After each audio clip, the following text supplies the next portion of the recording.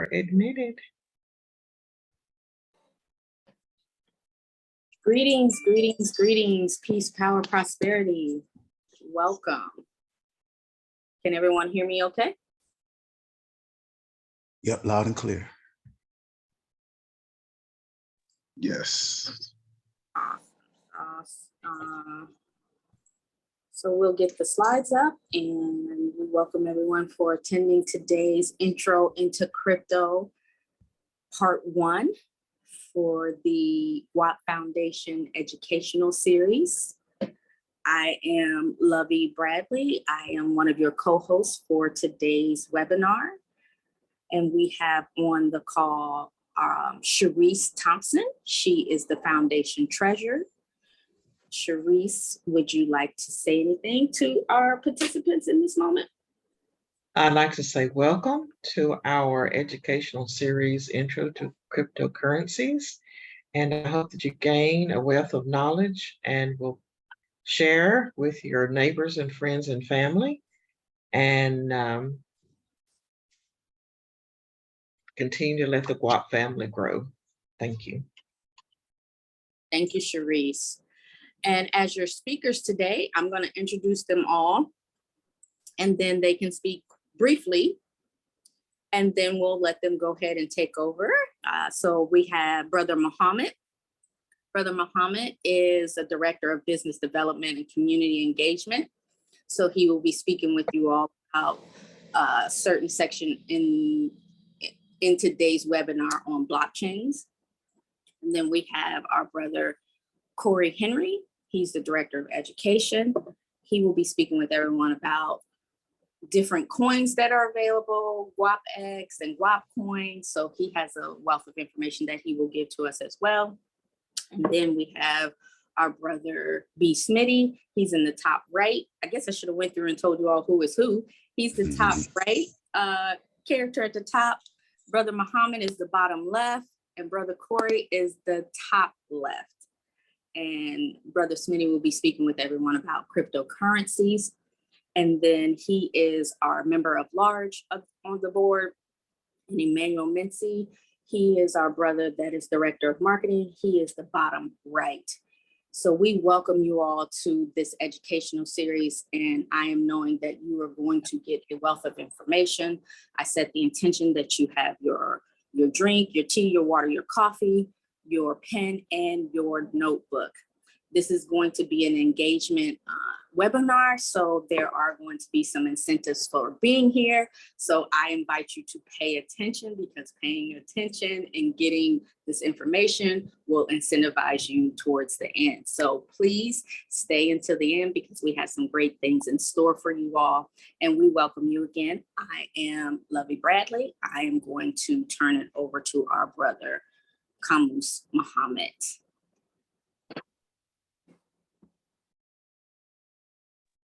Greetings, everyone. Peace and power to you. Once again, welcome. Very happy to be here. This is a phenomenal opportunity for anybody who is, getting your feet wet in crypto, in WAP, in this reality that we are building here together. And I welcome you. The foundation welcomes you, and definitely stay in tune with all the things that the foundation is doing in terms of information and classes and so forth. That it's all here for us, each of us, to continue to grow. So I want to begin to start with, well, first of all, giving all praise to the Most High, the ancestors. My theme really in what I'm going to say today is that blockchain is a game changer. Blockchain is a game changer, and it is the foundational element, if you will, of all of these other things that we hear about, from NFTs and metaverse and the DeFi space, if you will. Blockchain is the foundational component to which all of these other things are built upon. So we want to understand something about how the blockchain itself works, some history of it. We want to get into that. So let me give a definition of blockchain, as it is commonly known, and there could be more to it, but in simplicity, a blockchain is a digitalized, distributed, consensus-based, secure storage of information protected from revision and tampering over a peer-to-peer network. Now, all of that is very important in terms of what's in that definition. The security of it, really, really important, right? That whatever we're doing, in particular when we're dealing with finances and money and things of this nature, but even our information, even components of our data that we might be sharing one to another or in any group, it is essential, and all of us are to some degree or another concerned about privacy and security, right? So those things or those elements in that definition of what blockchain is are very, very critical. Once again, blockchain is a digitalized, distributed, consensus-based, secure storage of information protected from revision and tampering over a peer-to-peer network. Now, this peer-to-peer reality is also very important in understanding how blockchain functions. When we compare decentralized to centralized realities, if you will, centralized realities have as a common thread some kind of central point to where data and information is stored. And for those of us who are keeping sort of abreast of news and what's going on, what we might remember is in the early days, so to speak, a few years back when there were hacks into certain systems, certain exchanges, if you will, etc. Those were because those systems were operating from a centralized reality. In other words, it's hackers could get to one central point of attack. The blockchain does not operate from that centralized base. And so that the peer-to-peer mechanism itself offers us that sense of security and knowing that there is no central point of vulnerability. Someone would literally have to, as is thought in what's called the Byzantine theory, someone would have to take over more than 51% of the blockchain in terms of its peer-to-peer reality, which is considered to be next to impossible. So that's the protective element of blockchain. That's why we can feel some sense of security. We can feel some confidence in our using it for a multitude of facilities. Now, just a cursory history of blockchain and how it sort of comes into existence. Now, most of us have heard about Satoshi. We know a little bit about him, but even prior to that, there was activity. People were thinking about the concepts of digitalized money, digitalized currency. So back in the 1980s, going back that far, the concept of distributed computing started to really abound. People were talking about it in the circles of technology. There were things and attempts to look into it. In 2008, the white paper for Bitcoin, 2008, the white paper for distributed ledger came out, Bitcoin's white paper, 2009. Between 2011 and 12, there was the deployment of cryptocurrency and applications. So Bitcoin now begins to be adopted in 2009. And for those of us who have been around then and looked at it, we know that it was only, a few cents a coin. And nobody back in 2009 could ever think that Bitcoin could be, what is it, plus 30,000 today? So I want to pause right there for a second, because what we need to understand in our theme, blockchain is a game changer for us, in particular as Aboriginal people, is that the question of what's possible. Many of those questions have already been answered because Bitcoin has already answered the questions. So someone in 2009 may have questioned, is it possible for this to mean anything? Will it ever do anything? will it be of any value at any point? Certainly in 2009, those questions were extremely relevant. And some people may be asking those same questions today about guap. What will be the relevance of guap coin? Will guap coin ever have some really intrinsic value, both from a monetary standpoint and beyond? But the questions have already been answered. And what now has to happen is we have to do what's necessary for guap in the same way that the early adopters of Bitcoin did what was necessary for Bitcoin to grow. So we don't have to have any doubt here in terms of the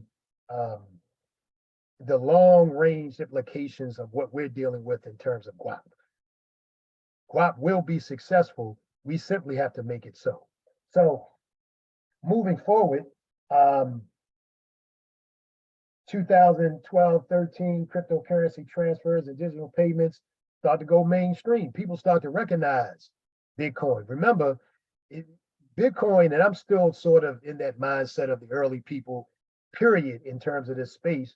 And that is to say that personally, I'm after the freedom, true and real freedom of my money, control over my money, control over certain aspects of economy, the ability for us to develop economy. That's one of the game-changing elements of blockchain.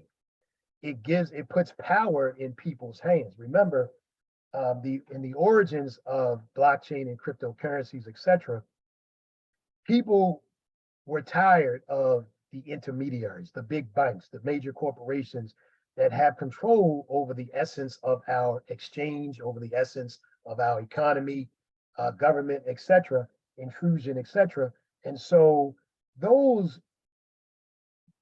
that thinking was the thinking of the early adopters. Now, things have changed a bit, but I personally still hold to those true principles there. Many of you may be the same way. In any case, in 2012, 13, we go mainstream. Financial markets start to recognize it somewhere around 12 and 13, and then you have the onboarding of institutional investment, right?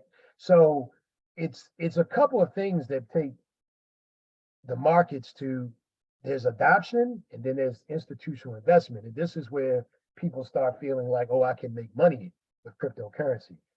For 2014, 15, we see the advent of smart contracts, the emergence, of course, of Ethereum, and so forth and so on. And so we bring this all the way through today. We could get more in depth with that, but we just are giving this overview today of the blockchain and how it has continued to grow and evolve.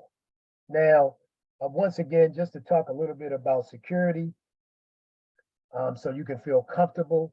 And this is something that, we're always talking to devs about here in terms of the security of our blockchain, both layer 1s and layer 2s, in terms of the guap universe or the guap ecosystem. But transactions are encrypted.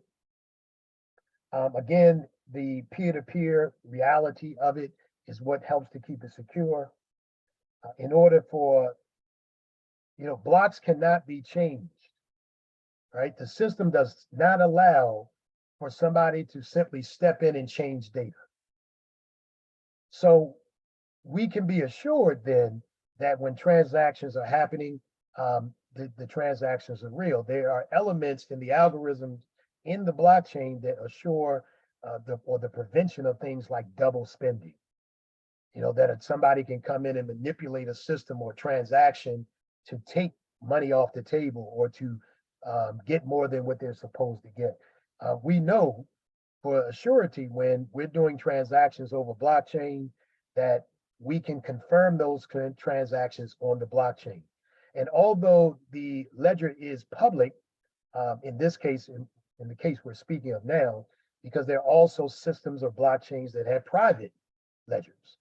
So there are many elements and developments in blockchain. Not everything is public. There are private systems out there that people and corporations have.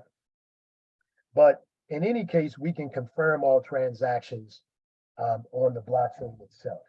So the security mechanisms are in place for our protection. Now, some of this is related to what's called consensus mechanisms. Consensus mechanisms. There are a variety of consensus mechanisms. Notably, Bitcoin, again, being the grandfather, grandmother of it, it has and utilizes what was called proof of work, or what is called proof of work. And proof of work operates basically from the standpoint of miners, individuals or corporations or entities that are using computing power to resolve complex mathematical problems. And when these mathematical problems are resolved, then these miners get rewards. And that's basically how the proof of work works. Some of the drawbacks people talk about is the usage of electricity, obviously, in this high computing power type of scenario. So that's one of the drawbacks. And I'll just drop this in here for thought as we go along, but there are entities looking at that sort of maybe being a broken link in the chain of armor in some people's wanting to attack the whole mechanisms of blockchain and the reality of it, right? So that's a conversation for another day. But let's just say this, proof of work works in that sense. Now, in terms of GWAP, GWAP is using a consensus mechanism called proof of stake. And how proof of stake works is we don't have miners in that sense. We have node holders, master node holders. This is essential, one of the essential reasons why we strongly promote and push and ask people to become governors, which is being a master node holder. And in doing so, you are able to get rewards. But the way that staking works is a portion of your GWAP is staked in the system. You get rewards because it's staked, but that is what ultimately is causing the blockchain to function, in this case, under a proof of stake mechanism. We also have delegated proof of stake. So for example, there could be, rather than a large or big picture variety of persons who are involved in the staking, there could be some delegated group, in this case, under delegated proof of stake. There's also what's called proof of authority. Now, when we move up to GWAP-X, in terms of the layer 2, proof of authority is what's going to be working there in terms of what's going to be known as validators. And those validators will be entities that will be validating the transactions on the layer 2 chain. There's also proof of weight, etc. And so there are many mechanisms as to how consensus is done. These are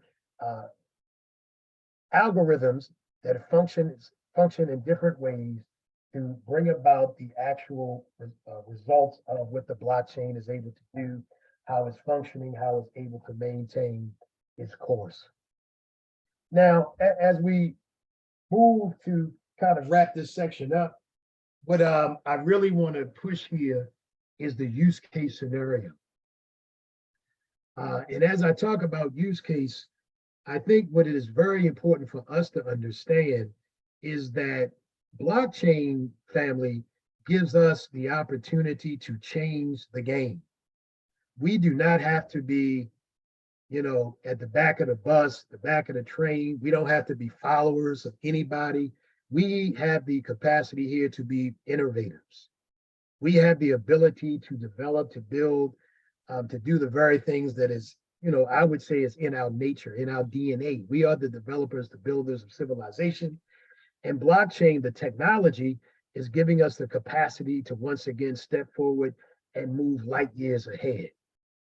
And so from everything from the pharmaceutical business, the insurance business, real estate, the United Nations, banking, all of these industries are utilizing blockchain more and more. Logistics, we have major corporations like Walmart using blockchain for logistics. We have major pharmaceutical companies using blockchain. We have 85% of the largest banks on the planet using blockchain. many of us are now hearing about the Federal Reserve banks or the central banks of the world indulging in blockchain and using blockchain. And so blockchain is here to stay, it's not going anywhere. The big question is, what are we going to do with it ourselves and for ourselves, for our communities, for our people? What are we going to do with blockchain? And so as we move forward and we further address this and look at how blockchain is a life-changing, game-changing reality, I invite us all to continue to listen, to study, to learn, and to engage ourselves in the elements of blockchain, this game-changing reality that is before us, and in particular, what is here for us today. Many, I don't think, I know of right now, there may be more developing, but there are really 2 blockchains that are owned by people of African descent, Aboriginal people, if you will. That is significant, family. That means we have control, something of our own that we can develop on and grow with. That is huge. So many things going on. So I'm going to stop right there. I guess if there's any questions, host, we can get that. If not, we'll move forward and maybe there'll be access. Thank you so much. Thank you, Brother Muhammad. What a wealth of information. We are in the chat. So if you are on the call, we are definitely in the chat asking questions, get engaged with us in the chat. I put in the chat that when Bitcoin came about, Brother Muhammad, did you say that was 2009? Yes, well, the white paper came out the year before, but 2009, we saw Bitcoin in play. Because I believe it was about 6 cents a coin. Oh, my apologies. Say one more time. Roughly, it was valued at about 6 cents a coin, give or take, in that first year. Okay, because when I became aware of Bitcoin, I don't know what year it was. It would have had to been shortly after, because I remember it being early 2000s. It was 25 cents a coin. And I remember and recall, like, I can invest $25 and just see where it go. And I say this because I think it's so prevalent for us to know, like, in my knowing, I got to invest $25, which doesn't sound like a lot. And at the time it was for me. And people around me were like, oh, that's not going to go anywhere. That's fake money. Keep your money in your pocket. And I allowed the people in my energy at the time to deter my decision of what I felt was right for me. So let's just imagine what that would have been like and what my future would have looked like, my present right now, had I invested that $25 back then.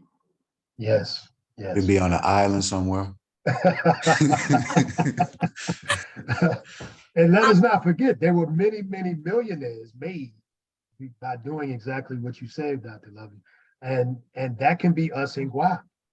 Yes. So again, as I said, the proof is already in the pudding. We don't have to guess what can happen. We already know. We just have to make it happen here for ourselves. Yes. So I say that to all that are on the call and all that are listening to the replay.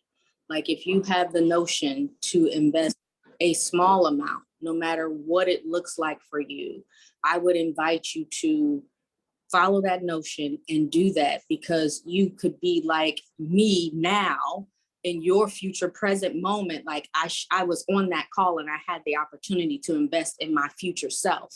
So I owed it to my future self, the self that's sitting here now, to have done that in my past self. However, the universe has brought the wheels back around again. And here I am now and have the opportunity to invest in guap. And I bet you I will not miss out on that train for my future self. So I wanted to just throw that out there, because I thought that that was a very noteworthy recall list on my journey and on this thing called life. So thank you, Brother Muhammad, for bringing that to my recall. And it's important for us to know that if you have something that you want to do for yourself and your family and your future self, by all means, like he said, the proof is in the pudding. Guap has it. Indeed. Are there any questions based on blockchains before we move forward? That was such great information that Brother Muhammad dropped in our spirits and in our conscience. Well, I would like to make an announcement from our chat. I had posed a question from Mr. Muhammad's presentation about what type of common consensus mechanisms does the WAP use? And it's the point of stake. And excuse me if I mispronounce your name. Is it Frisline? She answered the question in the chat and got it correct. And so she has, we're doing incentives of participation, 25 WAP. So congratulations on that. So Yeah, we'll make sure please she stay has her. Congratulations. and you have a WAP wallet. So if you could share your wallet address with us, and we'll make sure we'll give you that 25 WAP. I don't think So she has thank you. one yet, but Oh, do you we'll make have? Oh, I'm sure sorry. before the call is out, we'll make sure we get her set up. Okay. Okay. I apologize if I didn't get that. Perfect. So All I guess right. I had a question, Brother Muhammad, just to provide clarity for people that's listening and definitely on the replay. So from what I'm gaining, from what I'm getting, blockchain is pretty much the enabler, like pretty much all the hype that we're hearing about in the crypto space. Blockchain tech is what makes it possible, and how you spoke on the transparency and things like that. So it's pretty much the underlying tech. It makes it all possible. Yes, sir, absolutely. As I say it, saying it in this way is the foundation, right? Yeah. So if you think about any building, you got to have a foundation before you build up. And in this case, blockchain is the foundation of all these other advents that we see that are emerging, and we will continue to see more and more developments from blockchain and in the chain itself. Yeah. Perfect sense. Make perfect sense. So yeah, anybody else got any questions on understanding blockchain before I go to the next slide? No, I know there's so much more. Brother Muhammad could have gone down the rabbit hole and just have us all just sitting here scratching our heads. So I look to go deeper. None for me. All right, let's get to the next slide. All right, Now, so peace. bringing Go up ahead. Brother B. Smitty. He will discuss with us cryptocurrencies and tokens. So be sure to be paying attention inside the chat as well. So because we are communicating in the chat, and we're going to make sure that we ask questions in the chat so that you can get incentivized in the chat as well. So Brother Smitty, I turn it over to you. Indeed. And I'm going to stop this share for a second while I pull up some slides that I put together specifically for my segment. Give me 1 second.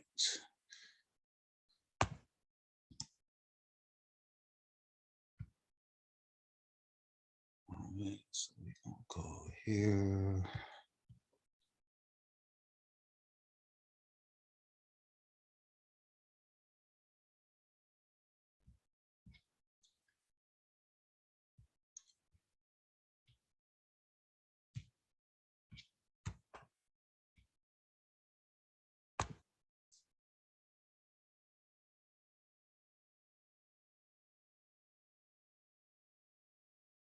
All right, can everybody see my screen? Yes, sir. Great. Okay, so my segment, I'm going to be touching on cryptocurrencies and tokens, just so everyone has an understanding of the differences and the just the implications of using cryptocurrencies. So again, Brother Muhammad gave a great start to us, just providing the foundation. And again, blockchain tech is that foundation that makes cryptocurrencies and tokens. That's what makes it possible. So matter of fact, I'm gonna go to this next slide first. Just real simple, what is cryptocurrency? This is just a screenshot from a course I actually put together, just to make it real simple to give an understanding of what crypto is. So crypto equals coded. Currency is money, store of value. So you can look at cryptocurrency as digital coded money or digital value created and secured by cryptography. Another simple definition, cryptocurrency is digital money in which encryption techniques are used to regulate the production of units and verify the transfer of funds. So that last definition really speaks on the specifics of how crypto utilizes blockchain tech. So the blockchain is used to regulate the production of units, verify the transfer of funds. Again, that transparency that's so important in cryptocurrency. So I didn't mean to do that.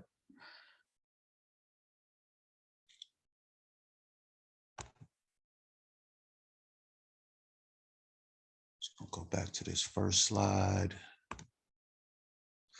So how does cryptocurrency differ from traditional currencies? Some key differences between crypto and fiat currencies is their level, again, of transparency and trustlessness. Cryptocurrencies are based on blockchain tech, which allows for peer-to-peer transactions without the need for intermediaries. I underline that because really that's part of the ethos for cryptocurrency. Like that's one of the biggest pros, the biggest strengths, pretty much the reason why it's such a disruptor. You don't need intermediaries or third parties to exchange value. So this means that transactions are recorded on a public ledger, i.e. a block explorer that can be viewed by anyone, making them more secure and less susceptible to fraud and hacking.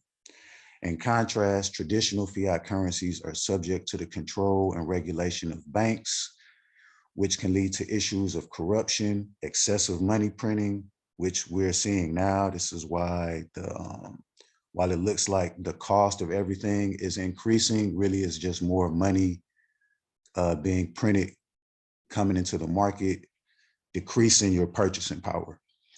So that's pretty much the main, I would say, the main key differences between fiat and cryptocurrency.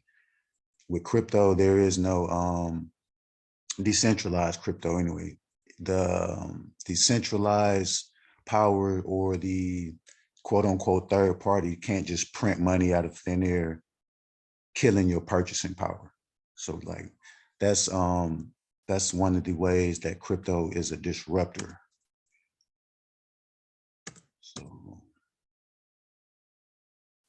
So pros and cons of using cryptocurrency.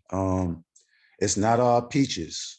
You know, everything has its pros and cons. So we're gonna cover those real quick in this slide. Pros, again, eliminates the need for intermediaries. Cryptocurrency can provide anonymity, and I hate trying to say that word. I'm just gonna say privacy in transactions. Transactions are typically faster and cheaper compared to traditional methods. Example, one thing that's highlighted a lot in this space is when people use, for example, they might use Bitcoin to make cross-border payments, but they might send millions of dollars to another country and literally just pay a couple dollars in Bitcoin, as opposed to trying to use a bank where you're trying to wire those kind of funds. They're going to charge you an arm and a leg, and it's going to take potentially weeks for that transaction to happen, again, because you're using a third party. So cryptocurrencies are global, enables micro payments and cross-border transactions. The micro payments thing is huge. Just to touch on that briefly, for example, you have remittance companies like PayPal and Western Union. You have people trying to send money to their families overseas using these methods. And in a lot of cases, the fees are more than the money people are trying to send. So again, cryptocurrency enables micro payments to where those transactions can cost pennies on the dollar. Also, they provide investment opportunities with a low barrier to entry, and offers a secure and transparent ledger system that cannot be altered. Again, that's referring to blockchain tech. Now, the cons, cryptocurrencies are highly volatile and their value can fluctuate rapidly. We also seeing that in the traditional markets recently. So I don't think that's so much of a con as much as people make it out to be. There's volatility in any market right now, whether it's crypto, precious metals, stocks, whatever the case. So more cons, they're not backed by any tangible assets or government guarantees. Some people would say that's that second part is a pro, but again, they're not backed by tangible assets. So I would even say now the same applies to fiat currency. So again, it's not that it's a con that to where fiat is better. It's just things you need to be aware of. Cryptocurrencies are susceptible to hacking and theft. Now, to provide clarity on that, this is something Brother Muhammad touched on. When it comes to blockchain tech, whenever you see anything about hacks, theft, it's not that people are actually hacking the blockchain. It's they've accessed a centralized point of attack, centralized point of failure, whether it be an exchange. In most cases, that's what it is. It's an exchange. But whenever you see something about hacking, it's either somebody help me. What's the term for? I think it's called social hacking. So it's either going to be a centralized point of failure, or it's going to be social hacking, where someone's manipulated into giving up their keys or something of that nature. But if you're securely protecting your keys, hacking isn't something that will really be a problem. Let's see what we got in the chat. Phishing, yep. So phishing attempts, you see that once you have a couple wallets, you're gonna get a couple emails, people trying to phish and get your keys. So your keys are literally the keys to your safe. You never should be sharing those with anybody. Lack of clear regulation, limited acceptance as a means of payment in most parts of the world. That's changing slowly but surely. We're seeing a lot of countries make Bitcoin legal tender in some cases. So that's something that's changing. And also, some technical knowledge is required to use and store crypto securely. And that's what we're here for, to make sure that everyone takes those steps and they at least have the foundational knowledge to be comfortable in the space.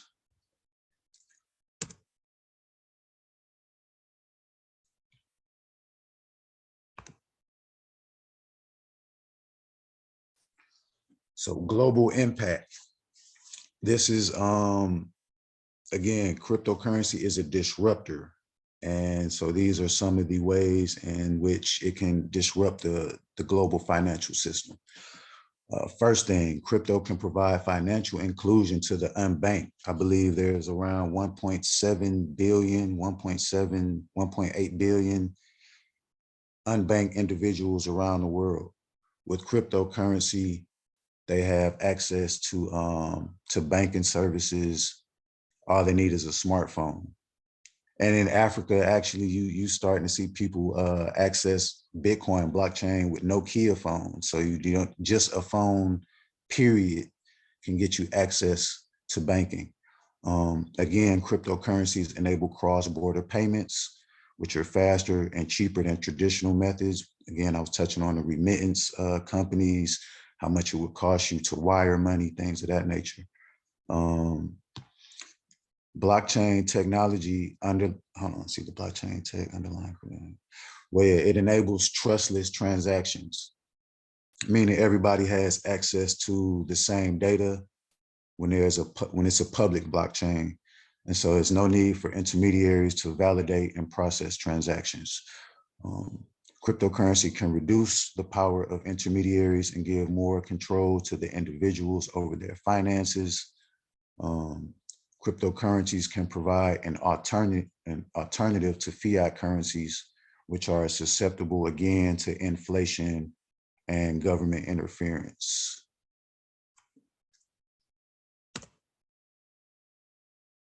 All right, last slide. So I want everyone to have just at least a decent understanding of cryptocurrencies versus tokens. You hear these used interchangeably a lot, but they're very different things. Cryptocurrencies they're typically used as a medium of exchange and a store of value, while tokens have more, I'll say, versatility, more flexibility. They're also used to exchange value in a sense, but not value that's looked at as money. So I'll read this slide real quick. Cryptocurrencies are digital currencies that operate independently of traditional financial systems. They are typically decentralized and operate on a blockchain network. Bitcoin, Ethereum, Guapcoin, and Hive are examples of cryptocurrencies. So within their own respective ecosystems, those four cryptos I just named are treated as the money. That's how transactions are paid for, and things of that nature. Let's see, on the other hand, tokens are created and exist on top of a blockchain network, but are not meant to be used as currency. Instead, they represent a specific asset or utility and are often used for governance and crowdfunding or fundraising purposes. So tokens can also be used to represent a variety of assets, physical or digital. So that could be real estate, it could be art, it could be intellectual property, it could be a membership. Really, the possibilities are endless with the tokens. I'm sure everyone's at least heard of non-fungible tokens. And again, that just speaks to the flexibility. So it could be an art piece. It could be securing your digital identity on chain. So if you're buying your ENS domain name, securing that's also an NFT. That's a token that shows that you own that particular asset. See, so one of the main differences between cryptocurrencies and tokens is their purpose. Again, cryptos are designed to be used as the medium of exchange, while tokens represent a specific asset or utility.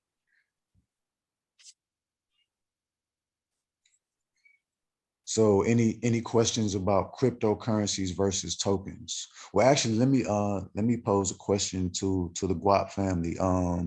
So Guap X is considered a cryptocurrency, but if someone's new to the space, based on based on my breakdown, they could probably confuse Guap X with a token. Can anybody mind explaining why Guap X, even though it's a sister chain for Guap, it still stands as its own chain?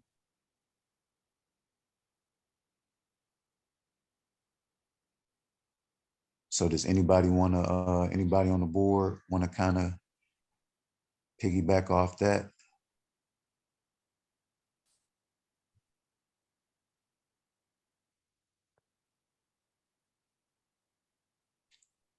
Oh, I didn't even see that question. When you say cryptocurrency broken down, what do you mean, Lovey? Oh, I just dropped it in there to ask. You broke it down as crypto and currency. Oh, So okay. mean, what does currency mean? And then, of course, putting the two together for the definition. Indeed. But yeah, I definitely answer those questions in the chat. We keeping up with who's participating. We are incentivizing the participation. I think that's it for my slides. Let me see. Well, going back to GuapX, so can you inform us as to the answer? Yeah, so I can help. GuapX, I'm sorry, go ahead. Was somebody speaking? No, you go ahead. Okay, all right, so GuapX is a cryptocurrency. Now it's built on Ethereum's virtual machine, which Brother Cory will get into the significance of Ethereum and blockchains built using the Ethereum virtual machine. It just allows for a lot more flexibility when it comes to smart contracts, building decentralized applications. So while Guap is mainly used as a store of value, GuapX being, again, built on the EVM, just gives us more flexibility to build more. So just as being able to exchange value is a huge principle in the space, being able to build without permission is just as important. So, you know, we can trade and do transactions without permission, but like I said, building without permission is just as, if not even more important.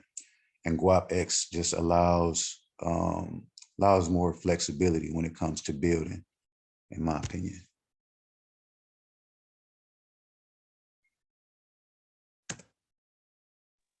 Got it. Are you complete? I believe that was my last slide. Yep. All right, so I'm gonna go back to presentation slides. Does anyone have any questions in reference to the difference between cryptocurrencies versus tokens, or any part of the presentation that Brother Smitty has just gone over? Sharice, my apologies. Am I missing something? Oh, yes, I had posed a question, another Guap incentive. Frizzling answered again. I asked if Guap Coin is a cryptocurrency, and she said yes. So she's got another 25 Guap. She is on it. She is. I have a question for Mr. Smitty, Brother Smitty. Indeed. So you spoke on the Block Explorer keeping the blockchain from being hacked. How does that work? And that may be a deeper question for this class. I'm just curious. If it is, then we can table it. I'm sorry, shoot that question at me one more time. I'm over here loading up these slides again. No worries. How does the Block Explorer keep the blockchain from being hacked? Because you're saying that, you know, anyone can go on the Block Explorer. I guess a better question is, what is a Block Explorer, for this being an intro to 101? And how does the Block Explorer itself, with people being able to go on there, anyone can go on there and check it, how, with that capability of anyone being able to go and see a Block Explorer, how does that keep the blockchain from being hacked or lower the chances of it being hacked? I would say the Block Explorer itself doesn't quote unquote lower the chances. The Block Explorer is the ledger. It is the public ledger. So that's where the transparency comes in. So all anyone would need is either a transaction ID or a wallet address, and they can go to any Block Explorer and just see the record of that wallet, or if that particular transaction actually happened, if it's still processing. And all blockchains have their own Block Explorer to view that data. So I'm actually pulling up the Bitcoin Blockchain Explorer Pulling it up before I do the screen share, so we're not dealing with no loading. All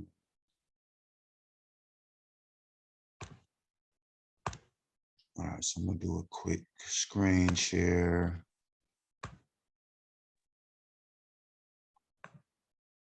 Brother Smitty, if I could just add to what you just said, and I certainly agree with what you said. So what these explorers do is they give us, again, that power of being able to see what's really going on. And so in terms of hacking, if somebody did something or somebody's doing something, we can see what's going on. That's what the blockchain explorers do for us. They give us the power to validate the actuality of any transaction that is taking place on chain. Got it. So Brother Muhammad, in that case, we can see, so say a transaction is, or several transactions are happening and they are hacking. How do we as the community, or how can we shut that down, being that we have the power? Well, in that case, it would depend on how the chain is being securitized and even the mechanism being used. So if, let's say, someone was attempting an attack on chain, and I'm going to use GuapX in this case, so the validators then have the power to stop transactions or to hold up something to validate it, in fact, before some corruption of some sort would take place. That would be an example.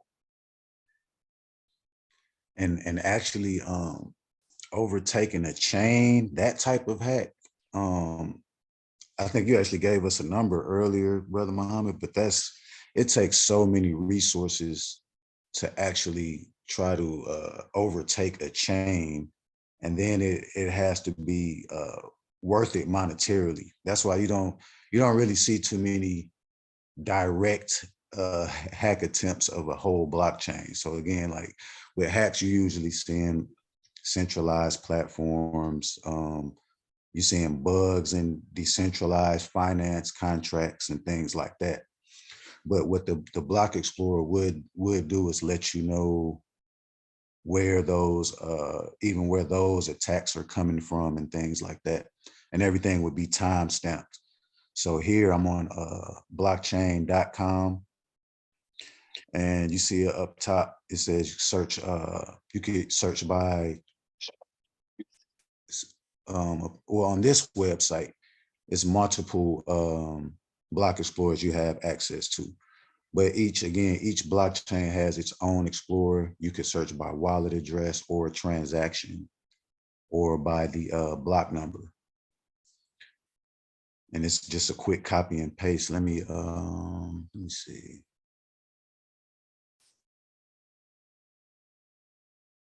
Wait, I don't want to take too much time doing that.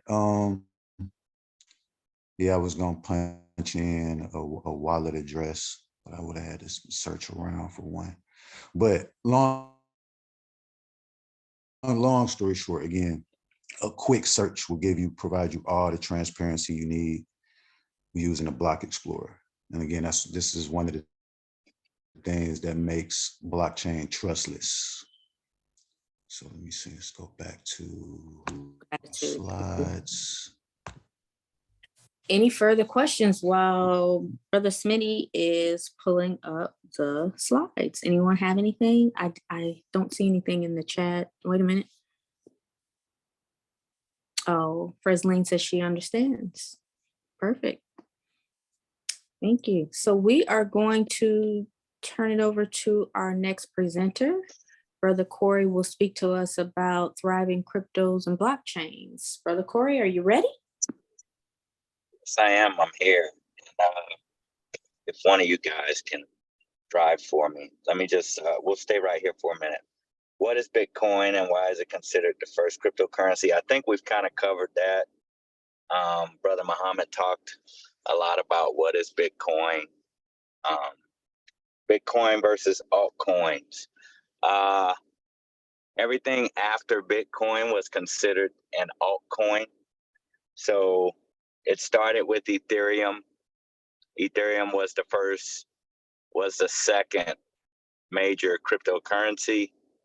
The first that allowed you to build other currencies, to write smart contracts, and to launch what they call other tokens, right? So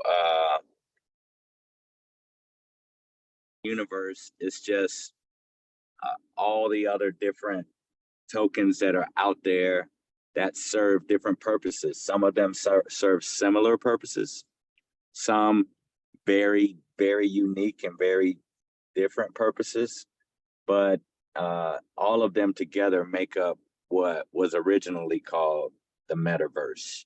So before there was a metaverse from a virtual entertainment point of view, there's the metaverse of tokens, which is all of the different tokens out there in the universe. They have something in common, and therefore at some point will all be interchangeable and not stored uniquely on or locked in one particular blockchain. So that's where the altcoins really will find their value ultimately. There is that interchange of tokens, regardless. Your phone went out.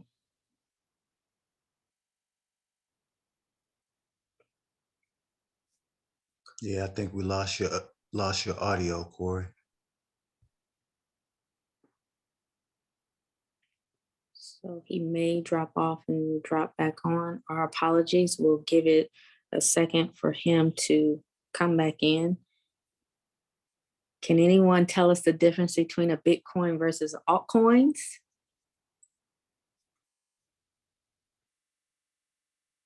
You can drop it in the chat or you can unmute yourself.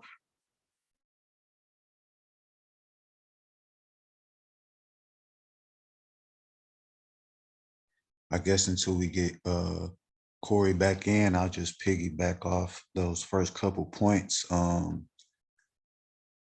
It's considered the first cryptocurrency. Again, we touched on that, but that's pretty much why in the market as a whole, Bitcoin is the money. So don't let anybody on the outside tell you that you shouldn't have any Bitcoin, because again, it's being accepted as legal tender in other countries. If you see how much Bitcoin these other countries have on their books, you wouldn't even listen to anybody saying that cryptocurrency is too risky and things of that nature. Like, we're going through a paradigm shift globally when it comes to finances, and you don't want to be on the sideline, because you're going to be at some point soon, and I believe Brother Emmanuel is going to touch on this, you're going to be forced into it. So you either can be a forced participant, or you can actually be someone who's savvy about how to move around. Major point you just made, Brother Smitty. Major point. Major point. You should say that one more time for emphasis, because that's what people really need to understand. Like, don't be dragged in. Yeah. Choose to go in with knowledge and power, and that's what we are definitely emphasizing. Indeed. You don't want to be forced into this, or else you're gonna get a lot of lackluster information, and then you're just gonna miss the opportunity. So 100%.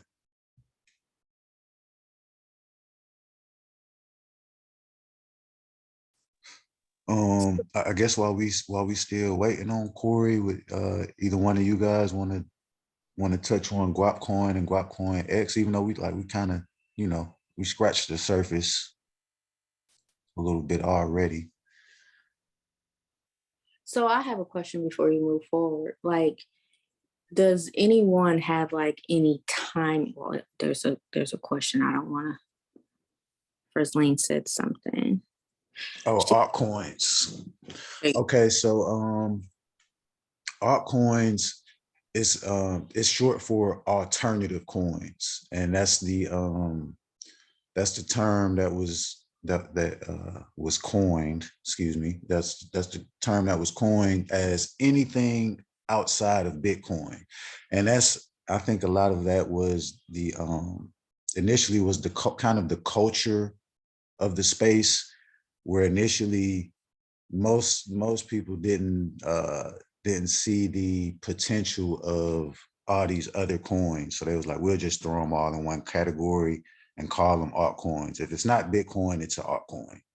So that's, to put it simply, that's what the altcoins are. Any digital asset, any cryptocurrency that's not Bitcoin. And then, like I said, it's just how they group everything else together.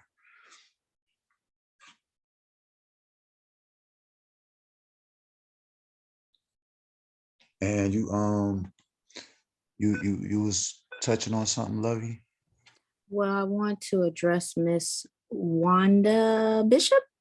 She answered the question that was posed inside the chat. What is the difference between Bitcoin versus altcoins? And she says altcoins are coins that came after Bitcoin. So Yep. she gets incentivization of 25 guap from the foundation. Miss Wanda, do you already have a desktop wallet or a mobile wallet set up? Yes, I do, but I'm not good at this yet. I have a lot of XRP. I have a lot of different things, and I'm a senior, and I am wanting to understand everything about this. Everything, everything. I want to know. I want to know. That is why we are here, and the foundation is here to educate the community as such to all the questions. Of course, this is an intro. We are going to go deeper in further courses, so you stick around so that you can just soak up the energy and soak up the information. Ms. Yes, Wanda, ma'am. with all that you need. If you have your wallet address, if you wouldn't mind dropping it in the chat, you can put it to me personally. I'm Lovey B, or you can just put it to everyone. However, we will make sure that we get you your 25 guap for your participation. Thank you, my sister. Absolutely, I appreciate you. Okay, Brother Cory is still out. So while we're waiting on Brother Cory, if we can, if no questions based on what Brother Cory has spoken on thus far, we'll leave his section for him and we can move forward to Brother Emmanuel and let him go ahead and say his piece, if that is okay with everyone. Eman, are you? Yes, I am ready. What's going on, beautiful peoples? Peace, peace. Get it, peace, peace. I now present to you Director of Marketing, Brother Emmanuel Mincey. He will speak to us on wallets and securities. So without further ado, I hand it over to you. You have the mic. Thank you kindly. So a wallet, a cryptocurrency wallet, it's a digital wallet that allows users to securely store, send, and receive their cryptocurrencies. So odds are, if you have any type of crypto right now, it's sitting inside of a wallet. And if you don't have a wallet, well, in order to receive or send or store securely the assets that you're purchasing, trading, or receiving, you're going to need a wallet. Now, different wallets or different platforms will have different wallets. So different cryptocurrencies may have different wallets, but there are also wallets that hold a vast majority of these cryptocurrencies. So to get a little bit more specific, the wallets don't actually store the currencies themselves, but the private keys required to access and manage them on the blockchain. So there are software wallets like your desktop, your mobile, or online wallet that you can download to Google Chrome or MetaMask, MetaFox. I'm sorry about that. And then there are hardware wallets that you would store offline and that you usually don't connect to the online world unless you're making a large transaction. So to choose the right type of wallet, there are a few things that you want to consider. There's the security. You want wallets with strong security features, maybe two-factor authentication. You do want to make sure that they have the key feature, where usually you'll be asked for about 6, 9, 12, or 24 keys when signing up for those securities or when signing up for those wallets. You also want to make sure that they're compatible and ensure that the wallet supports the cryptocurrencies you intend to use. So if you've got a wallet that doesn't support XRP, then you may want to look for something else that does. If you've got a wallet that doesn't accept Guap coin, but doesn't accept XRP, or if you've got a wallet that accepts Guap coin but doesn't accept XRP, you may want to find one that accepts both, or accepts Guap coin and GuapX.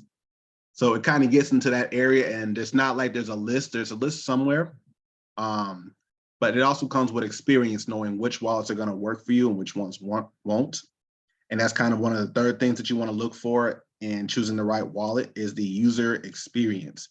You want to consider the wallet's ease of use and its intuitive interface, meaning how easy is it for you to learn how to use it, for you to look around it. Some wallets are more simple than others.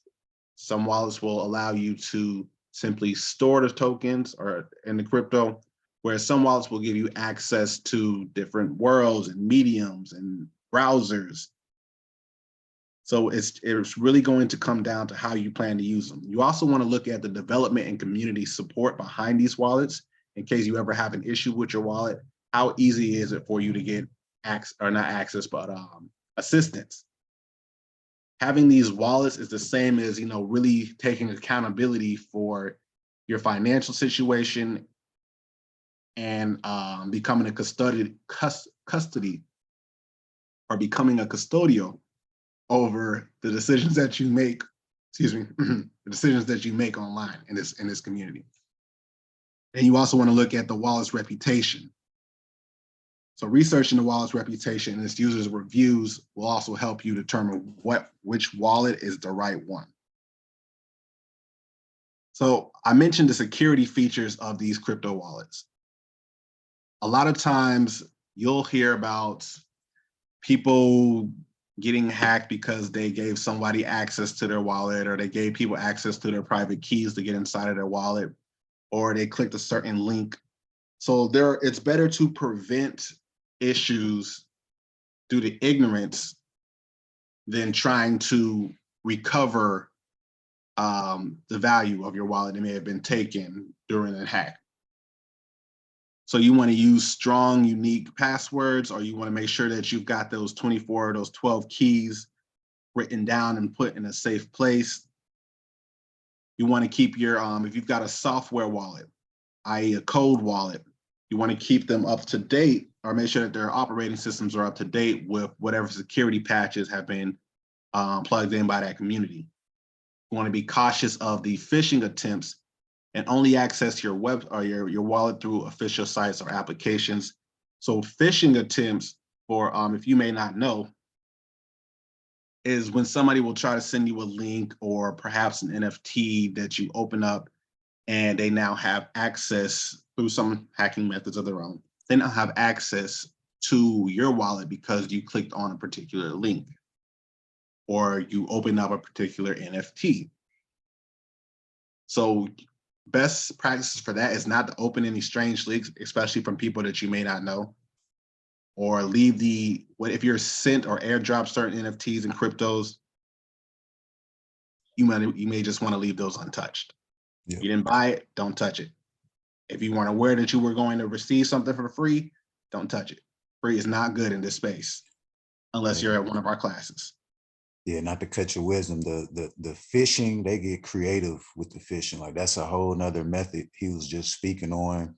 They'll send you something to your wallet, like, oh, you got this for free. And by you opening up that particular asset, it'll give whoever the sender was all kind of permissions to your wallet and all kind of stuff. So they're creative. But like he said, if it's even borderline skeptical, just don't do it. Or reach out to somebody in our network, maybe to double check it if you are enticed. But 99 times out of 100, it's a scam or a phishing attempt. Accurate. So to kind of give you guys a metaphor of how these wallets work, I want you to kind of think about how easy it is to take cash from your wallet. Say you've got two in real life wallets. One's leather, one's black suede. It's the same as moving cash from one wallet to the other wallet, but in a digital format.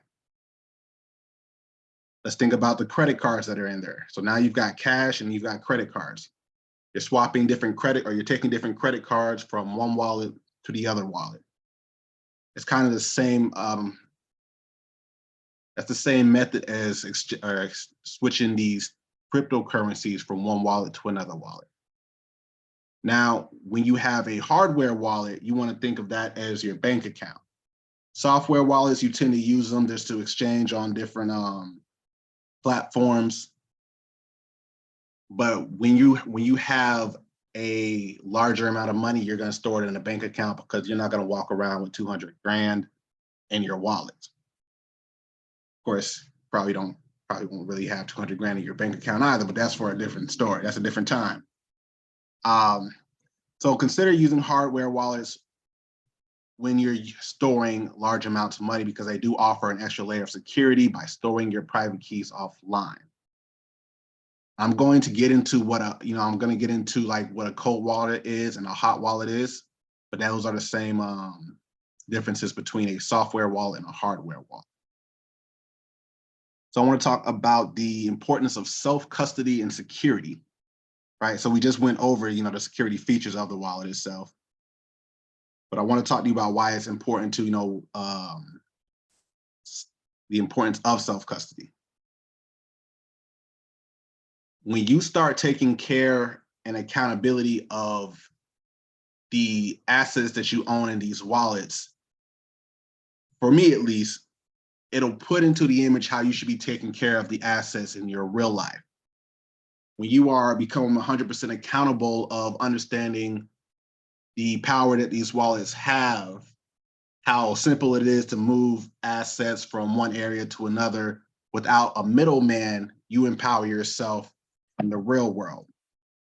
We think about the programs that are coming out now, like FedNow, which is coming out in July, and it's doing some similar traits such as PayPal and Venmo, but it's working directly with banks in terms of allowing 24/7 access and instant payments or instant cash exchanges from one bank to another. And it sounds good, until you kind of come into this crypto space, this blockchain area, and you realize, that's what's going on over here.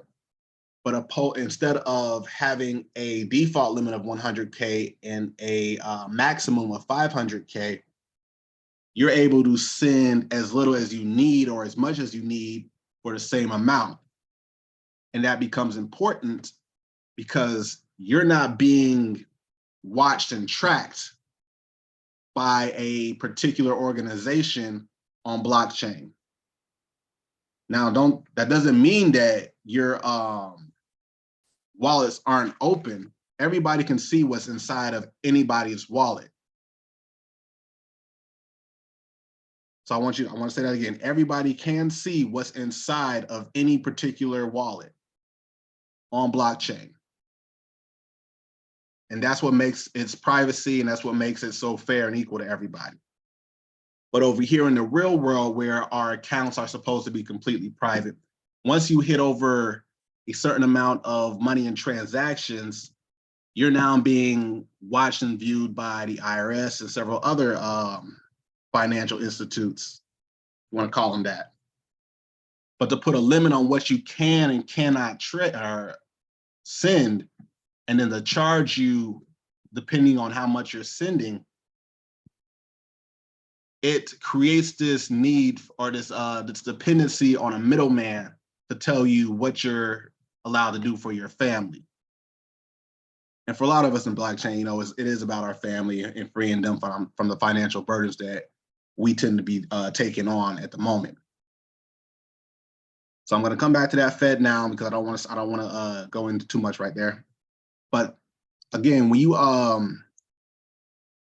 take custody of your finances and you start to learn this area, you become empowered through the mobilization of your own wallets, through the mobilization of your own, your family's finances and security. There's no barriers that keep you from moving except for your own intelligence in this space. Now, cold wallets and hot wallets, they refer to the different methods of storing cryptocurrencies. Cold wallets are the hardware wallets that I was talking about earlier. So cold wallets are like your banks, right? These are hardware wallets that you store your private keys offline and keep them away from potential online threats. Cold wallets will provide the highest levels of security, and they're kind of ideal for long-term storage or large amounts of cryptocurrencies. So you can think of cold wallets like banks or trusts, anything that you're willing to store for long periods of time and that you're not going to be using immediately. Whereas hot wallets are software wallets that are usually connected to the internet, either through desktop, like our Guapcoin wallet, or mobile applications or online services. Hot wallets do provide easier accessibility for regular transactions, but they're more susceptible to online threats like phishing and also ignorance and losing keys. So again, you should use cold wallets for storing significant amounts of cryptocurrencies that you don't need immediate access to, whereas hot wallets are more suitable for day-to-day transactions and a smaller amount of funds. So hot wallets will be your leather wallet, your suede wallet with a little Gucci sign on it that you're using to make, payments, pay for your grandkids' bikes, pay for your son's bike and everything. Whereas cold wallets are what you would put away to pay for your great-grandkids' college education or your great-great-great-grandkids' college educations and everything. You see me, I always think long-term with everything I do now. I'm already great. If you've lost or compromised your cryptocurrency wallet, there are a few steps that you can take to recover it. Now, this is one of the reasons why you do want to make sure that the wallet that you're using has a great community and development team behind it. If you have a backup of your wallet's private keys or recovery phrase, you can use it to restore your wallet on a new device or different wallet software. So if I happen to lose let's say my MetaMask wallet, or the device that my MetaMask wallet is on, and I have my security keys and my recovery phrase, I'm able to put it on a new device. If you're using a hardware wallet and it's lost or damaged, you can recover your wallet by obtaining a new hardware wallet and restoring it using the recovery phrase provided during the initial setup. So same thing. If your wallet has been compromised and you suspect, say, unauthorized access, transfer your funds immediately to a new secure wallet and change all associated passwords. So in this case, if you feel like somebody has been going around in your wallet and you see a little bit missing, I wouldn't even take the chance to try to remember if I moved something or not. I would just move the funds immediately to a different wallet. I do believe that you should have more than one wallet at any given time in case of these things. So there's a wallet that you should have that you use the most, and there are wallets you should use just to kind of have there for if you need to make some transfers, but you don't need to use your regular wallet. If you want to opt in and do some testing for airdrops of different tokens, you should be using a different type of wallet. Now, in case of difficulties or issues, it is recommended to reach out to the customer support of your wallet provider for further assistance, which again leads me back to making sure that there's a community behind the wallets that you're using. You really want to make sure there's a community behind the cryptocurrency that you're using as well. Like just in general, a good rule of thumb is if there's no community behind it, then I personally, as a beginner, I would stay away from it because there's nobody I can talk to about these issues. So let me come back into the FedNow area. So the FedNow is a real-time payment system that's being developed by the Federal Reserve in the United States. Its goal is to provide faster and more accessible payment options for individuals and businesses by allowing immediate funds transfer between participating financial institutions. It's a system that's designed to operate 24/7 and allows for faster settlement and availability of funds compared to traditional payment systems. That's funny because it sounds a lot like blockchain, and it sounds a lot like Venmo, PayPal, Cash App. Kind of like, hey, the traditional banking system is now catching up to speed, but in reality,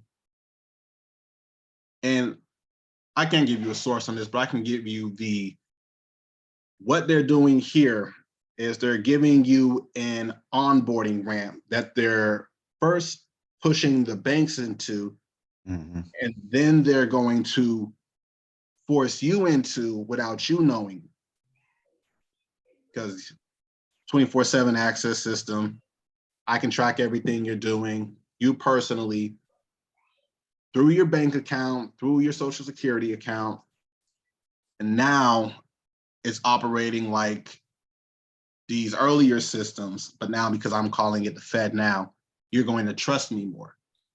Yep.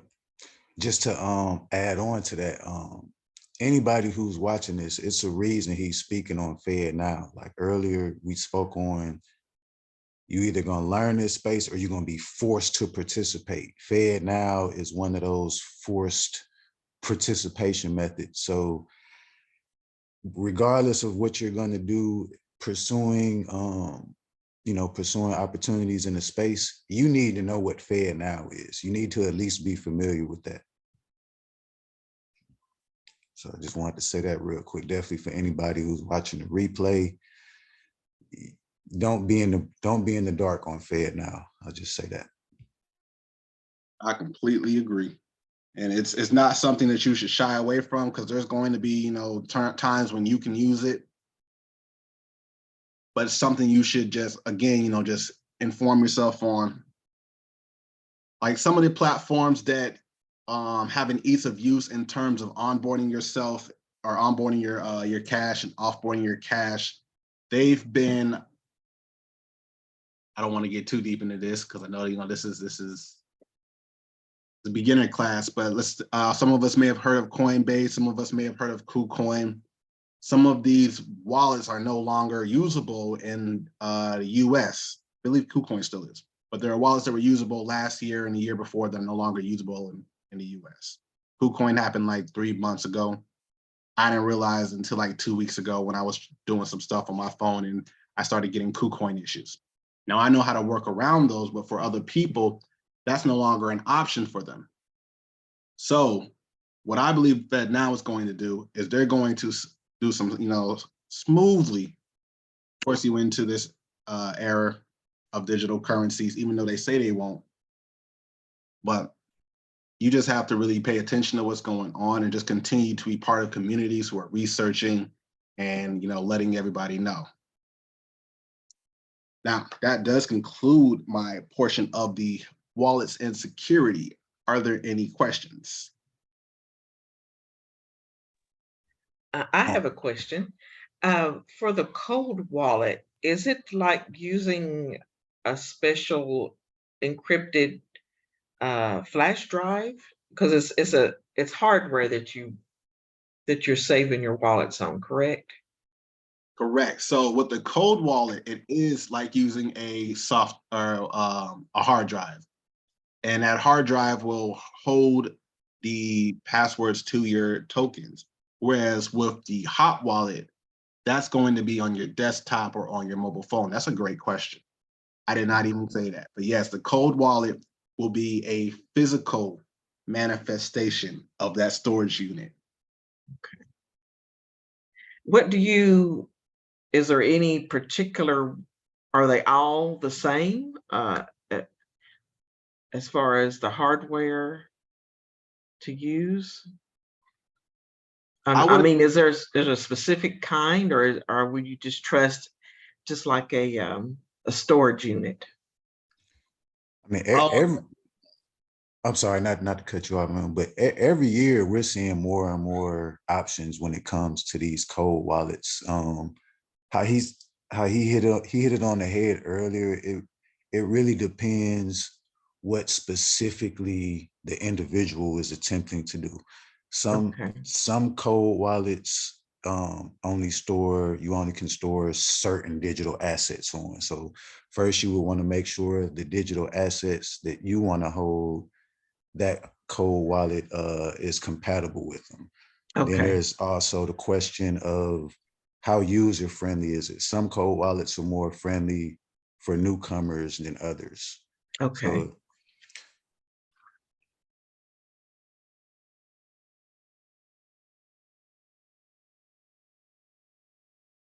Thank you.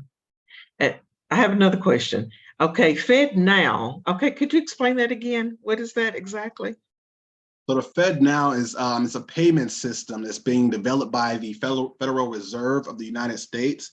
And Oh, goal is to provide faster and more accessible payment options for individuals and businesses by letting their banks quickly exchange funds in seconds, opposed to how we mentioned earlier, the banks tend to take weeks and days to wire and transfer funds, right? right. But interestingly about the Fed Now is it's only going to be open to American financial institutions, and their minimum default for right now is 100K, whereas the maximum is 500K.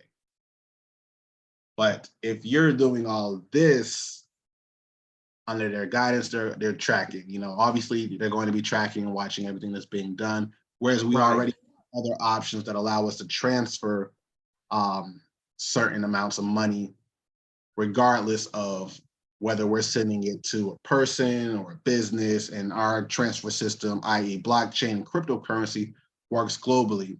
And I believe, just to have the mentality out there, we should be operating for most of our businesses and institutions and networking, even making new friends and family members on a global scale, because there's really no reason for that barrier to be in place. Okay, thank you. And so I had a quick question. What would you say to individuals who, so you spoke on self-custody. What do you say to individuals who are relatively new to the space and I guess kind of got sucked into the convenience of a Coinbase or a Robinhood or something like that as far as storing their digital assets? What would you say to those individuals as far as how much priority should they put on getting into self-custody as opposed to these third parties? Move your assets immediately. If you do not own the keys to that wallet, that is not your money. So Coinbase does have the ability to offload crypto at a price, but the crypto that you may hold on Coinbase and KuCoin and Robinhood, that's not your money. And I don't even think it's real crypto. It's like you're holding a paper slip that says we owe you this crypto. And it's the same with Cash App. Even though that you have, you asked about the importance of the self-custody in that part. And it's going to come down to accountability. If Coinbase shuts down tomorrow, you don't have what was stored on Coinbase. You don't have it anymore. If and it happened with several of these other institutions that were operating like Coinbase. So it's about accountability and self-custody. It's like you don't want to create a middleman just because it saves you time this time. It's not worth the financial risk here. So if you have assets on, and this is not financial advice, this is my opinion and this is how I move. But if you have money on wallets like Coinbase where it's not really your crypto and you're not using it to trade or anything like that, then you should move your tokens, your assets, your cryptocurrency to a wallet that has keys in terms of security. Not your keys, not your crypto. That's a phrase we use, and it's accurate. Thanks for that. If I could give some real life credence to what the brothers have just been saying, just consider the fact that, Coinbase, et cetera, they're corporations. And if these corporations go into bankruptcy, Chapter 11, all of the assets go into receivership. That would include any of our money stored on their platforms. So that's an illustration of what Brother Emmanuel just said in terms of when your money is being stored in these places, these third-party vendors, if you will, you don't have full control of your money. And I'll go back to say, as I said earlier, that the early adopters of this space, I think many of us here are in the same mindset. The whole thing is about power, control, and freedom of your money, your assets in general, and your ability to move as you determine for yourself. So when we utilize these other third-party mechanisms, we may do so simply as off-ramps, conversion of crypto to fiat. But I would concur with my brother, and I would not, in my opinion, recommend holding any asset on in any of these kinds of places for any long duration of time. It simply would put you at greater risk, potentially.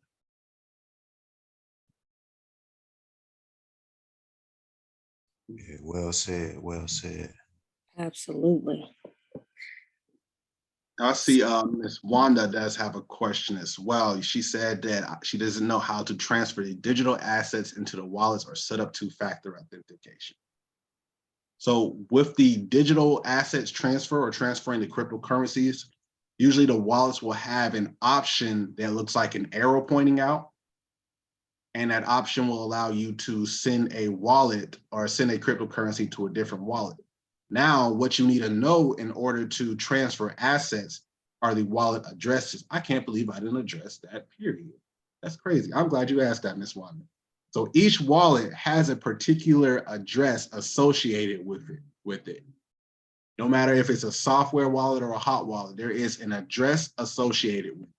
So think of it as like your email name. When you send an email, you got to send an email from one email account to another email account using the email address. It's the same thing with wallets, but in this case, for most people, the addresses may be longer numbers, like 36 character numbers. I think they're longer than that. So those addresses are used to decide which wallet is holding what and which wallet you're able to send something to. Now you are able to, for some wallets, you're able to change those 36, 72 character numbers into names, but that's a whole nother story right there. But yes, in order to transfer digital assets, you're going to need the address of the wallet that you're sending the assets to. And you can usually find that on the homepage of the wallets platform that you're opening. And then as far as the setup two-factor authentication goes, I'm gonna be honest, usually that's kind of a red flag that you're on a Coinbase type of wallet, but it's still better to set that up. They usually have prompts that you can just go through, and as long as you follow their directions, it'll help you set it up for their platform. They usually ask for either your phone number or to use a Google Authenticator app.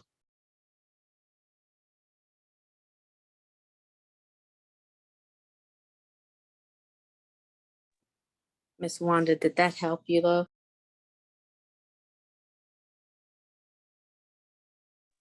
I'm not comfortable with Google. It's too wide, and I'm really not comfortable with Microsoft either. I know there are other methods and means, but this is like a world that I'm not quite getting. I'm talking about authentication and the codes and generating every time. So I haven't done it because I don't know what I'm doing. I'll be just quite honest. I don't know what I'm doing with that. So as to not make a mistake, I'm just in the stasis mode. I'm just there. I haven't moved because I don't want to make a mistake. I've already made one mistake and it costed me. I lost some money from trying to move from Coinbase to MetaMask, and whatever happened, I found it's on Etherscan dot something. But I said, whoa, now I don't even know how to get it off of Etherscan back into my own possession. You see what I'm saying? So I don't want to make any more financial mistakes. No, indeed. Would y'all say the Discord is maybe a good place to get some quick one-on-one help for that? Maybe reach out to us there. Yeah. Absolutely. Okay, Yes, so that join the- you can drop that link in the chat, and also I have her email address to see how we can give her some support one-on-one as well. Indeed, Thank you. indeed. Indeed. Yeah. So, Ms. Wanda, by all means, the board will do everything in their power to assist you. We have some very knowledgeable individuals on the board. It's just a wide range. Just as Wanda and I were chatting separately in the chat, and I was explaining to her that everyone is a beginner in this space. And there are just different levels to the beginning phase. So we're all new, we're all learning.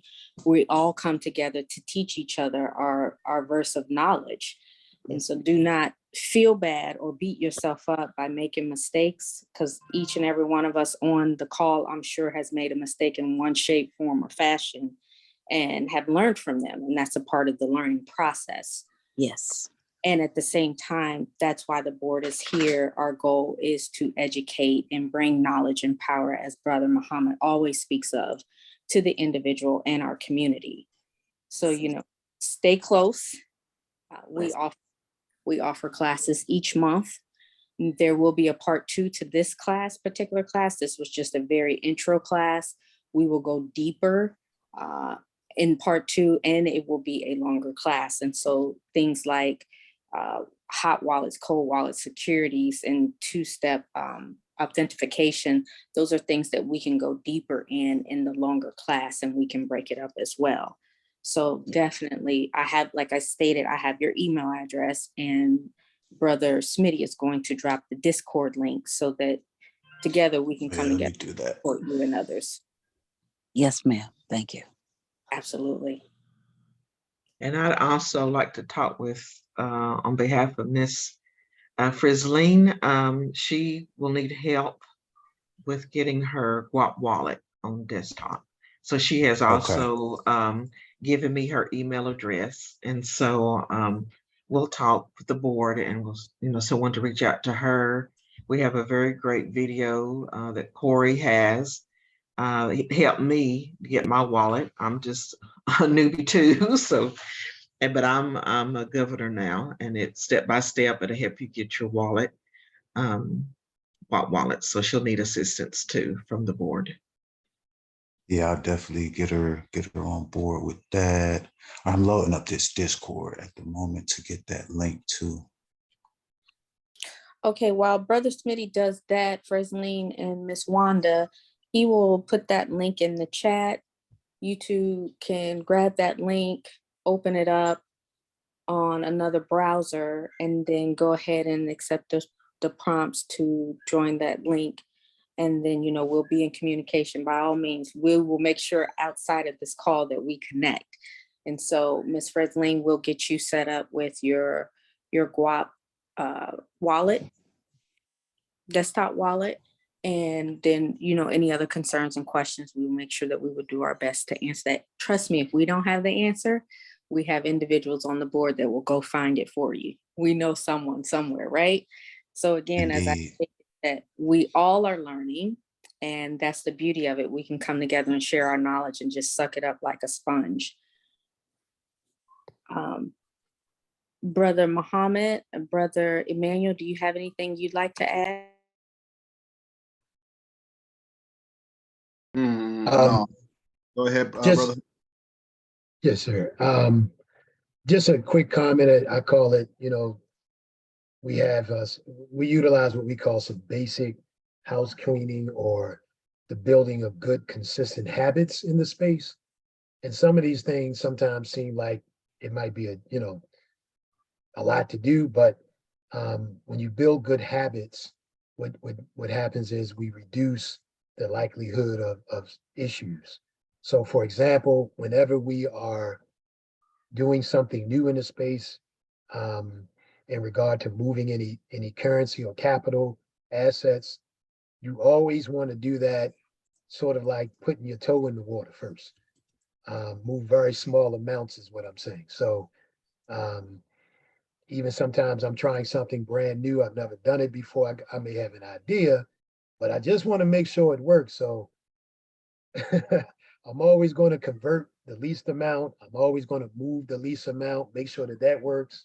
And then once I know that works, if I'm doing something brand new, I document the steps that I've taken, and so that I can do it again with success. And then at that point, we move something larger. So just a good housekeeping recommendation in the space, because in that sense, maybe one of the cons might be that the space can be sometimes unforgiving in the sense that if we make a mistake in terms of moving money, there are consequences. So to reduce that, we just want to do that at the least amounts possible when we're doing something brand new.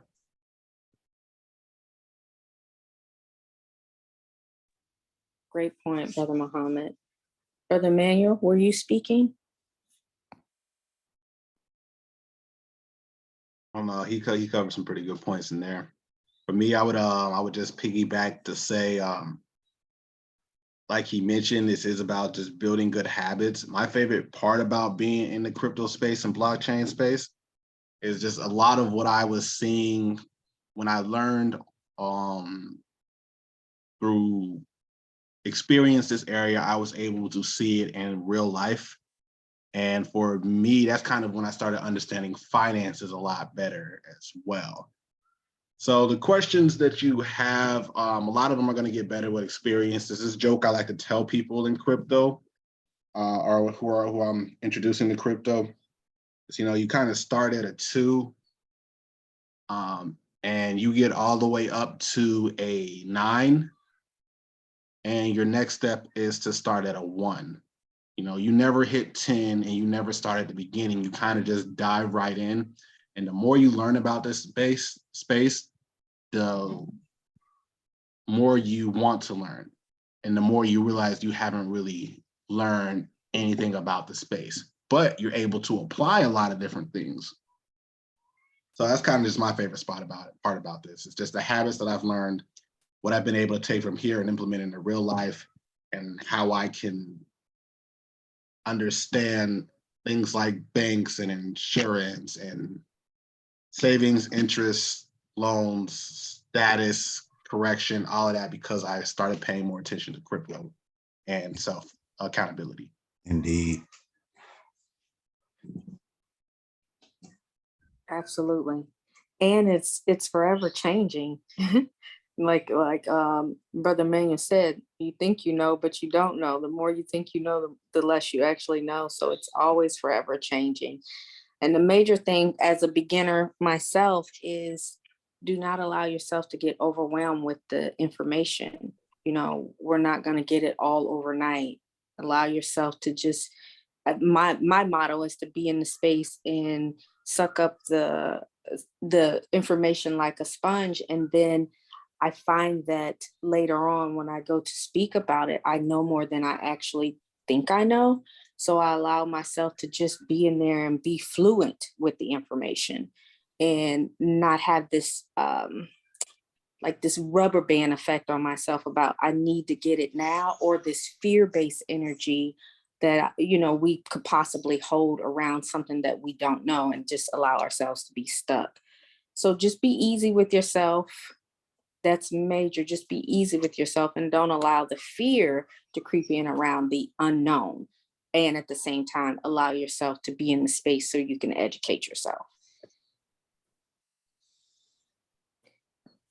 Anyone else? Yes, I feel a bit compelled to make this statement, and this is this is for empowerment, and it's in and around what Brother Emmanuel did cover about Fed Now.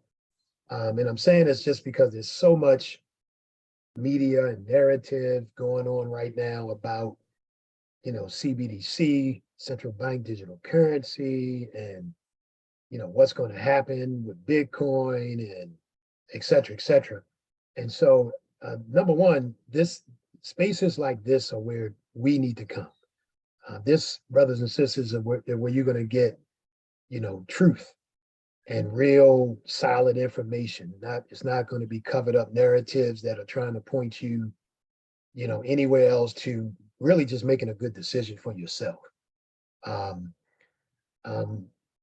Malcolm X is said to have said this quote: "Of all of our studies, history is the best qualified to reward our research." Right. So again, this is to empower us, not to make us afraid, but understand that we're in this huge reality right now where common everyday people, because of this technology, will have and are having the ability to control our lives more, control our finances, etc., grow them, grow our assets, grow our wealth, all sorts of things. And, as there always have been throughout history, there's a struggle for power. And so, because the advent is now here, this technology where the average man and woman can do great things for themselves and their families, for our families and ourselves, there are powers that don't necessarily like that. And so be aware that as we study and as we grow and we learn, there are certainly people and forces that they want to push us this way or that way. We did mention some of that here. And as our recommendation is, learn, study, and come in on your own. Don't be dragged this way or that way. But understand that these realities are taking place. Pay attention to some of this stuff, but stay in tune with what we're presenting here. And I think you'll see an abundance of classes on all of these different subjects coming out from us. But this is the place you can feel at home with comfort. As Dr. Lovey said, we're all here learning together. So feel at home here, and know that this is the place where you can get some refuge.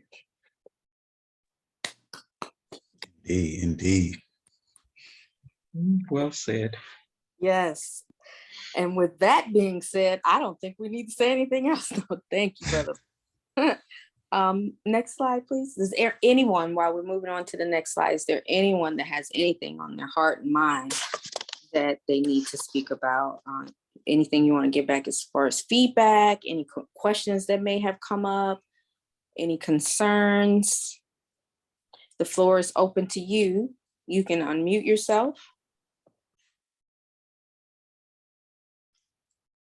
Well, I guess a quick point I wanted to make, just again for all the attendees or people watching the playback, me personally, I think today was more so about breaking the language barrier, because that's one of the biggest hurdles for people. And B, Brother Cory likes to say this, is getting everybody dressed for the party. So that's being familiar with wallets, at least getting pointed in the right direction when it comes to wallets, being able to spot where the opportunities are. We didn't go deep into NFTs and DeFi. It has nothing to do with our knowledge base. It's just we don't want to throw too much at everybody. We're going to be doing those topics are rabbit holes of their own that are going to need their own course. So that's why we didn't go down those rabbit holes today. So definitely be looking for that in the future, especially with Guap X when it comes to, again, just building decentralized applications and getting familiar with decentralized finance in general. So we're definitely going to get more into the monetary, the investing side of things. But like I said, today was a lot about breaking down that language barrier for everybody. So I just want to hit on that real quick. I want to say thank you all for just being present. Because it's been when you're out here and you don't know anyone, you're not connected to anyone, and no one knows what you're talking about. They don't understand it. And it's like you all showed a light, a beacon for me. And I'm so glad I found you on Eventbrite. Oh my God. So just a grand thank you for you all putting this seminar together. And I will continue to listen and learn, and we share and we can grow and invest and help our family and community. Thank you, one and all. Hey, thank you for being here, taking time out of your Saturday. You know, that on its own is very much appreciated. You know, a lot of people be in the streets Friday night, or they be out, you know, trying to do their thing on Saturday. So we had a good number of people signed up that wasn't here for the live, but we're gonna get those recordings out to everybody. But yeah, salute to you for being here live. Absolutely. Thank you, brothers and sisters. Absolutely. Absolutely. So as we get ready to close, as we know, Brother Cory fell off. He was having issues hearing us, or we were having issues hearing him. And we apologize that we didn't get to go into the Guap X and the Guap coin proportion of the presentation. And so definitely there is a part 2 to this particular class that we are going to go deeper. There are actually going to be layers to it, as Brother Muhammad said. The part 2 will go deeper next month. We have that date to be announced. However, and so, you know, we have our Eventbrite, we have our YouTube, Facebook, IG, and of course our email here where you can stay connected with us to see what we have coming up, because the dates change. So like classes like today, it's a little longer, so we have it on a Saturday. Sometimes we do things during the week on Wednesday, so we don't have actual dates put out there for the class that will be coming up in July. Now the class for July, Brother Smitty, did you get that email that I sent?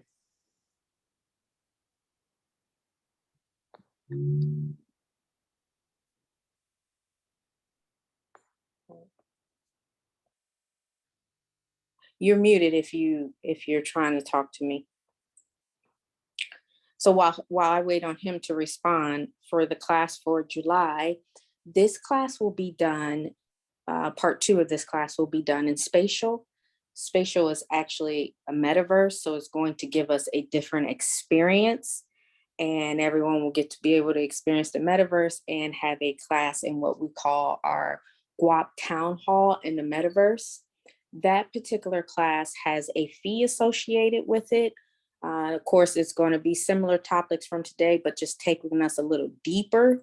That fee for that class is going to be $99. If you are present today and you stay to the end, you are able to join that particular class at 50% off. And I think it's the previous slide that Brother Smitty had up. We will accept those payments via the Guap Cash App. And so we are opening that space up for 24 hours. If you know for sure that you would like to go deeper into the next section of this particular class that we spoke on, we are offering that at 50% off. And then there we can go deeper with Ethereum, EVMs, Hive, MetaMask, smart contracts, wallet security, self-custody. There's a variety of things that we could talk about. And of course, as Brother Muhammad said, we will continue to have classes on these things. And as Brother Smitty said, it's just deeper rabbit holes under each topic.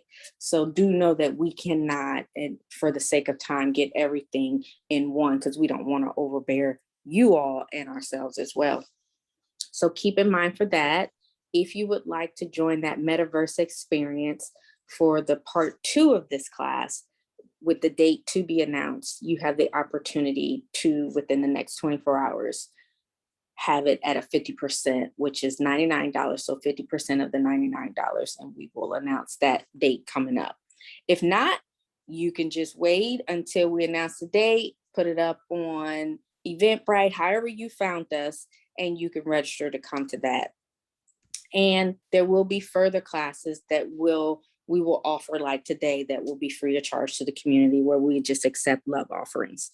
If you found that this class was very beneficial, this webinar was very beneficial for you, your family, your community, and you'd love to give the foundation a love offering, by all means, we are in gratitude for the love offering. Are there any? I Go just ahead. dropped that spatial link in the chat. So everyone, we'll probably send this to everyone in an email, but feel free to copy and put that somewhere, or even just click on it now just to check out the metaverse space. But that is in the chat. And also, if you do not have a GWAP wallet, in the meantime, I know that we have some individuals that we will work with individually, one-on-one, case by case. You can go to your Apple Store or your Google Play Store, and you can download GWAP Coin official wallet, and you can get that downloaded should you choose to. If you would prefer to wait for your one-on-one, whatever that looks like for you, by all means, you can do that as well. If you do not have a GWAP Coin official wallet, in order to get your incentivized incentives for attending today, you will have to have a GWAP Coin wallet. And as a foundation, we would invite you to download a desktop wallet versus a mobile wallet. Smitty sharing the screen. Does any of the board members of the foundation have anything that they would like to add? Mohammed, Sharice, Emmanuel, Smitty?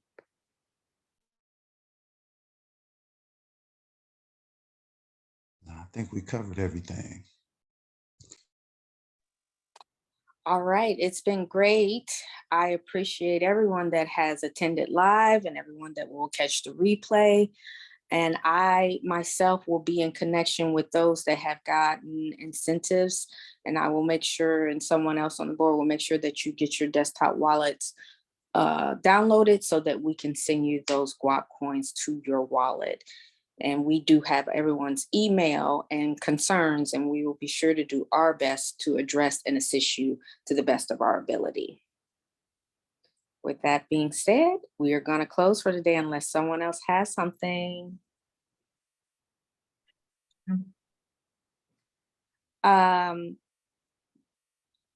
Miss Wanda is messaging me. So I'm going to close it out, Miss Wanda. You stay on and you and I can communicate for that, if that's okay. So without further ado, does anyone else have anything that they would like to address? No? It's been great. I appreciate all of you for showing up, your energy, your attention, being engaged and getting this wealth of knowledge. All of our speakers and presenters, I appreciate your time, your knowledge, your wealth, for you sharing with us in the community. And on behalf of the GWAP Foundation, I am Dr. Lovey. I am the chair of the foundation, and I appreciate my brother Muhammad, for speaking to us on blockchains. I appreciate my brother Smitty, for speaking to us on cryptocurrencies and tokens. And brother Cory, I appreciate you for speaking to us on the different versions of, or what was his topic? Cryptos? Was it cryptos? I just the thriving cryptos and blockchains. Thank you. Thank you, Smitty. The thriving cryptos and blockchains. And brother Emmanuel, I give much gratitude for you speaking to us on securities and wallets and FedNow. All this information that we need to know is just a wealth of knowledge. And as we know, the rabbit hole continues, and we will stay connected with one another to make sure that we educate each other. Gratitude to each and every one of you. The peace and power, everybody. Peace and power. Peace, power, very.